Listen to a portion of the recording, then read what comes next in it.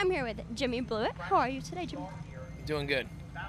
So with your dad being a fan favorite at Islip Speedway, can you tell me some of the stories you've heard about him?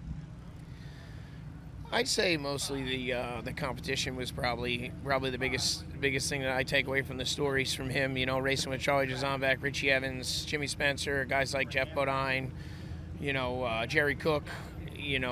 Just the list of names is Freddie Harback. Just the list of names of drivers that raced at Islip. Tommy's dad.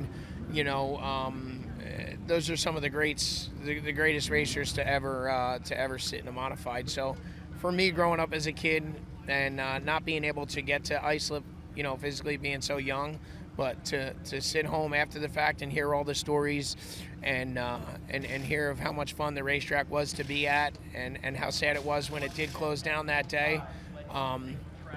It means something to me to be here today, in a race that is named after Islip Speedway. So besides Wall Stadium, your dad also won a championship here at Riverhead Raceway. What was it like growing up in that environment?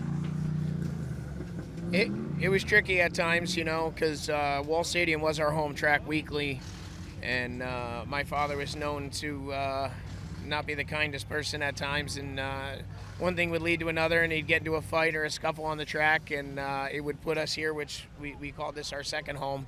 And so for me growing up, we were here on and off growing up. I remember coming here weekly for about 2-3 years straight, and I loved coming here. I loved right over going into turn one behind the grandstands there. They used to have all the tables set up with all the little toys, and I used to wait all week long to meet up with the other little kids that were in the stands, whether it was the Turbishes or whoever, and we'd all be over there, with our few dollars buying a couple souvenirs.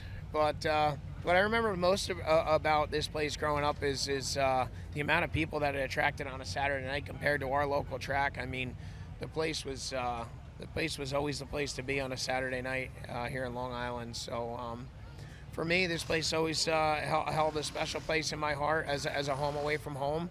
And to start my full-blown modified career with Eddie and Connie here, it's always going to be that place that's extra special. So what was it like racing for Eddie Partridge?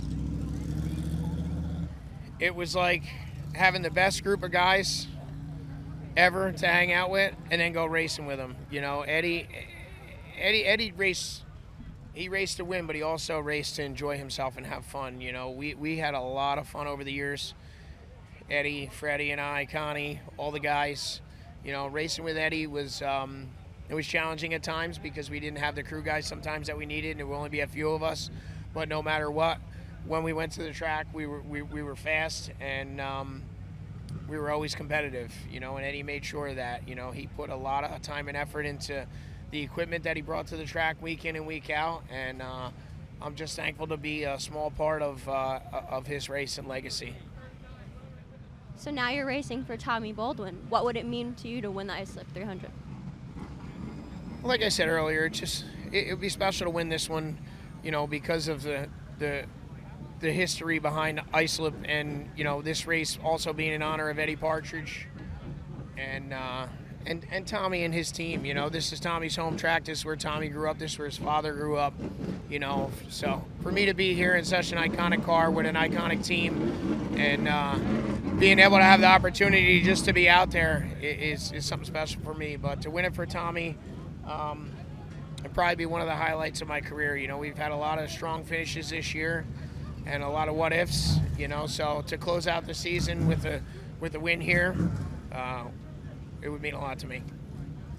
Thank you so much, Jimmy, and good luck.